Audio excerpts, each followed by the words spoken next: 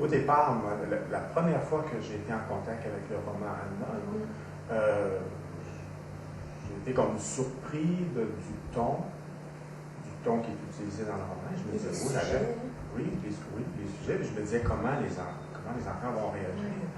Et ma surprise a été de constater que les enfants, eux, ils ont pris ce qui, dépendamment des groupes, parce que plusieurs années que j'utilise ce roman-là, dépendamment des groupes, ils vont chercher ce qui les questionne, eux, comme groupe. Et parce qu'ils choisissent de se questionner sur un sujet, ils vont le faire à leur mesure, à leur niveau. Et à chaque fois, je suis surpris du sérieux. En tout cas, ils sont capables de le voir avec beaucoup plus de profondeur que je peux imaginer. Étant donné que les questions émanent des enfants, c'est pas grave. Parce que si ça ne les préoccupe pas, ils vont passer ce passage-là, puis il n'y aura pas de questions qui vont venir sur le sujet.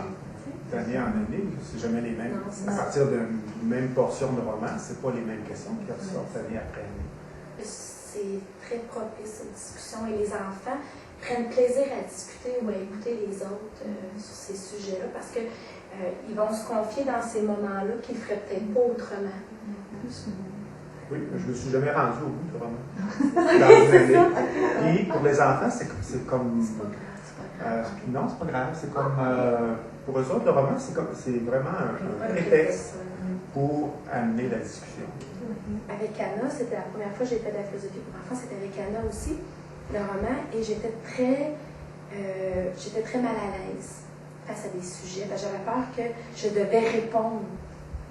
J'ai compris que non, que les enfants, entre eux, trouvent leur réponse. Je pense que pour les enfants, ça leur crée aussi un environnement sécurisant, dans le sens où ils savent que leurs préoccupations puis leurs questions, ils vont pouvoir les poser, même si ce n'est pas dans la période de philosophie. Donc, dans ce cadre-là, je pense que ça crée ça. Parce qu'on parle d'élèves, des fois, il y a des sujets, il y a des choses qui vous rapportent.